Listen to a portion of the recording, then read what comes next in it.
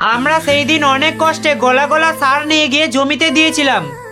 তো সেই দিন আমাদের সব থেকে দূরের জমিতে সার ছিটাতে যাব, তার জন্য আমরা বাড়িতেই মিক্স করছিলাম।